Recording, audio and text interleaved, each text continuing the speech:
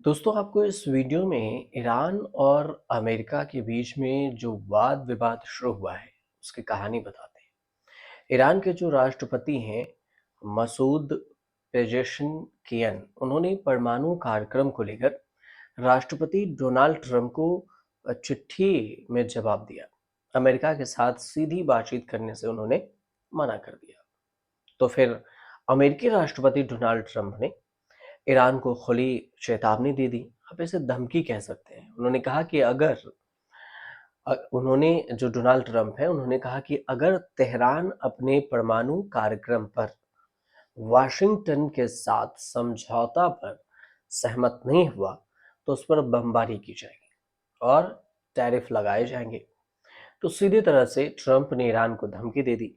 Pezeshkian का कहना हुआ कि हालांकि इस प्रतिक्रिया ने दोनों पक्षों के बीच में जो अप्रत्यक्ष है वार्ता उसकी संभावना को खारिज कर दिया है, लेकिन इस बात पर भी जोर दिया गया कि जो अप्रत्यक्ष है, इनडायरेक्ट बातचीत है, उसका रास्ता खुला हुआ है। ईरान के विदेश मंत्री अब्बास अराक्ची ने हाल ही में ये कहा था कि तेहरान ने ओबामा के जरिए भेजे गए ट्रंप के संदेश का जवाब दिया है, जिसमें ईरान से नए परमाणु समझौते पर सहमति होने का आग्रह किया गया।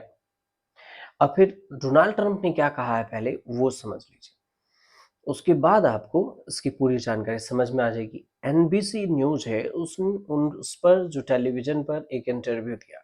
इस इंटरव्यू में ट्रंप ने पुष्टि की कि अमेरिका और ईरानी अधिकारी बातचीत कर रहे हैं, लेकिन उन्होंने कोई और ब्यौरा नहीं दिया। ट्रंप ने इतना जरूर कहा कि अगर वे कोई सौदा नहीं करते हैं तो बमबारी होगी, लेकिन एक संभावना ये भी है कि अगर वे कोई सौदा नहीं करते हैं तो मैं उन पर दोहरा टैरिफ लगा दूंगा, जैसा मैंने 4 साल पहले किया था। टैरिफ रेट को बढ़ाना, दोहरा ज्यादा कर देना, डबल। अब पश्चिमी देशों का यह भी दावा है कि ईरान गुपचुप तरीके से जरूरी स्तर से ज्यादा यूरेनियम को समृद्ध कर रहा है, भंडार बना रहा है, परमाणु हथियार बनाने पर काम कर रहा है। तेहरान इन आरोपों से इनकार करता है और उसका ये कहना है कि उसका कार्यक्रम पूरी तरह से शांतिपूर्ण उद्देश्यों के लिए है। अब 2015 के समझौते को समझिए। 2015 में डोनाल्ड ट्रंप ने अपने हाथ खींची थी। 2017 से 2021 तक की जो अपने पिछले कार्यकाल के दौरान ट्रंप ने ईरान और विश्व शक्तियों के साथ 2015 के जो समझौते हुए थे अमेरिका का, उसमें हाथ वापस खींच लिया था। और इस समझौते ने जो प्रतिबंधों में राहत के बदले में तेहरान के जो परमाणु गतिविधियां हैं उस पर सख्ती कर दी थी। बाद में ट्रंप ने व्यापक अमेरिकी प्रतिबंधों को फिर से लागू कर दिया। अमेरिका ने जो प्रतिबंध लगाया, इसके कारण ईरान ने अपने यूरेनियम संवर्धन सहमति स्तरों को बढ़ा दिया। जो यूरेनियम कलेक्ट करने की बात हो रही थी उसकी बढ़ा दिया।